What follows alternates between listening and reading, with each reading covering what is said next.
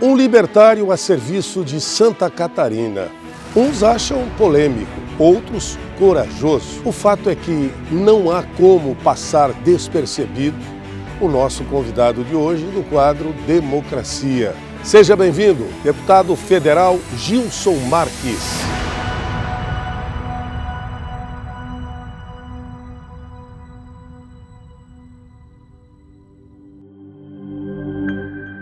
Deputado, nos conte um pouco mais sobre as suas origens, as suas atividades anteriores à vida parlamentar, que a grande mídia não vê, o homem do dia a dia, o pai de família.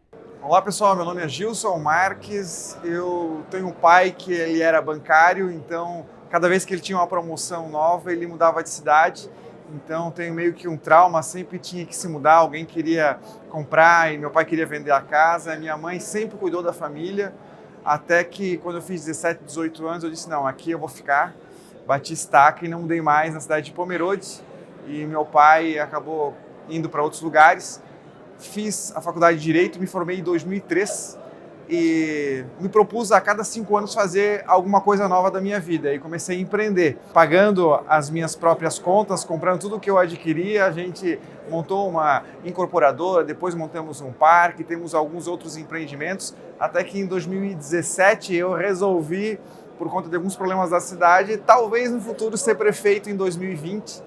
E me candidatei a deputado federal em 2018 só para testar o nome, ter alguma experiência, ver como funcionaria, só que aí deu errado, eu acabei sendo eleito deputado federal ainda em 2018, em 2022 eu concorri à reeleição, decidi meio em cima, tripliquei a votação e cá estou eu novamente no Congresso Nacional.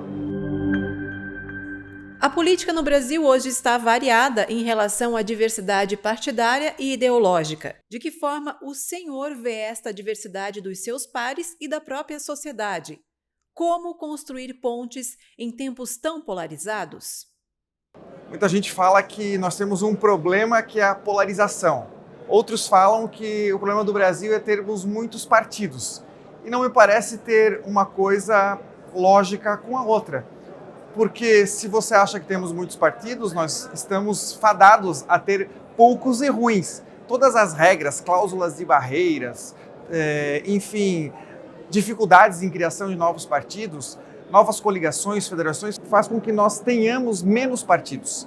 O que é ruim, porque concorrência é bom para tudo e todo mundo sabe disso. Por que para partido seria diferente?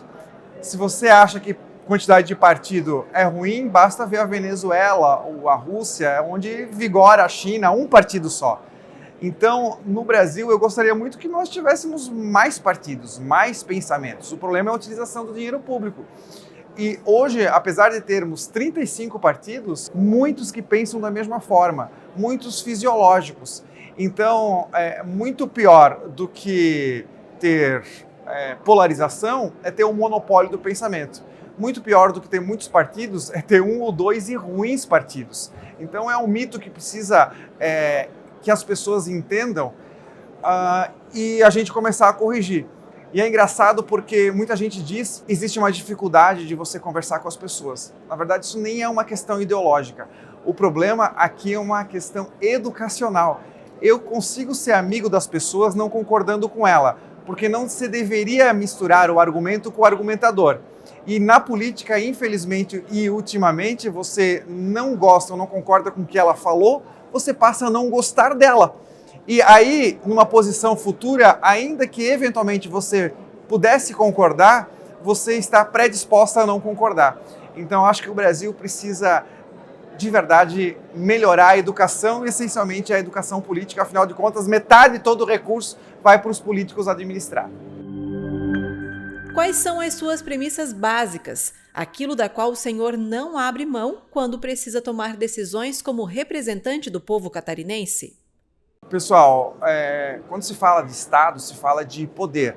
Quando se fala de lei, fala-se em obrigar ou proibir as outras pessoas. Eu acredito que o Estado, o político, eles não são a solução, eles são o problema. Eles, na grande maioria das vezes, tomam atitudes, leis que a consequência delas é muito pior do que a situação original. cobrando um custo muito grande para fazer essa manutenção desses órgãos públicos. Por exemplo, o Congresso Nacional custa 13 bilhões por ano. Será que não seria melhor usar esse recurso para construir hospitais regionais, para fazer infraestrutura, para aumentar salário, para comprar medicamento? Então, eu, enquanto político, eu sempre pergunto, essa decisão, ela tem mais ou menos intervenção estatal? Se ela tiver mais intervenção estatal, mais recurso, mais atribuição, eu tendo a ser contra. Agora, se tiver menos intervenção, mais poder para as pessoas, mais liberdade para elas e mais recurso que não é retirado delas, eu tendo a ser a favor. Eu criei um mantra no meu mandato que é o seguinte: quando você vai aprovar uma lei, uma política pública, você deveria se perguntar 4 coisas. Primeiro, quanto custa? Segundo, quem vai pagar? Terceiro, se quem vai pagar concordou com aquele pagamento. E 4, se aquela decisão beneficiar as pessoas ou o próprio político. Se essas 4 perguntas fossem honestamente feitas a cada aprovação de qualquer lei, nós não estaríamos nessa situação dramática que vivemos hoje. Qual foi a sua ação na política que mais lhe enche de orgulho? Pessoal, essa pergunta é muito legal porque existe um mito de que o político tem que fazer, que tem que apresentar, que tem que criar. É a pior coisa do mundo, porque na verdade aqui é cheio de burro motivado. As pessoas fazem coisas e leis e regulamentações e burocracias e decretos e resoluções que só causam um boleto para a sociedade, que criam uma regra de exigências que afastam inúmeras pessoas de empreender porque elas não têm capacidade de compreender todo esse sistema jurídico. São aprovados 15 leis federais por dia aqui no Congresso Nacional. Pense na Assembleia Legislativa, qual lei que foi aprovada lá que te dá orgulho, que alterou positivamente a tua vida? O que eu quero dizer com isso é que o trabalho de verdade do político é travar esse sistema, é fazer com que ele não funcione. Não reclame quando um político ou quando o Congresso não trabalha, ou quando ele tira férias. É sinal de que eles não estão fazendo mal para vocês e para ninguém. Então, a grande felicidade que eu tenho nesse congresso é conseguir passar adiante essa informação e lutar dia a dia para que os políticos não façam, para que as leis não sejam aprovadas, para arquivar relatórios, seja por inconstitucionalidade, seja por injuricidade, seja porque não é viável econômico, porque as pessoas, os políticos acham que só porque está escrito as coisas vão se resolver e é uma grande mentira, o papel não resolve o problema. Se eu tenho 4 bananas e 5 pessoas e eu colocar na lei todos têm direito à banana, não vai magicamente aparecer uma banana a mais.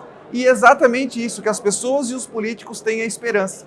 Se você abrir o noticiário da TV, você vai ver que o Brasil não tem nenhum problema, exceto aqueles que são da política ou de alguma forma vinculados à política.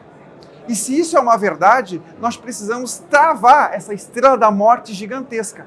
E nada melhor para fazer isso do que estar dentro dela, destruindo, algemando ela de dentro para fora.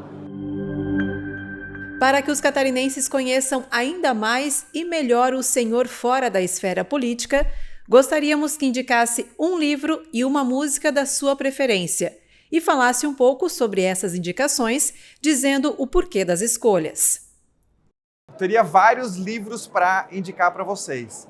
Eu vou indicar um que está muito em voga a discussão, que é A Democracia. O nome do livro é A Democracia, o Deus que Falhou, de Hans Hermann Hoppe. Mas também vou indicar A Lei de Frédéric Bastiat, As 6 Lições de Mises, Ludwig von Mises. Então, 3 livros que são essenciais para você que está iniciando qualquer interesse na vida política. Com relação à música, eu não vou sugerir uma música em específica, mas eu gosto muito de escutar músicas que acalmam. Que seja reggae ou uma música clássica ou alguma música que não agite muito. Agradeço demais aos catarinenses que se interessarem por um pouquinho do meu trabalho, da minha vida. Saibam que eu estou me esforçando o máximo para fazer o melhor possível e acompanhem lá, tem bastante conteúdo e façam sua parte porque o Brasil está precisando.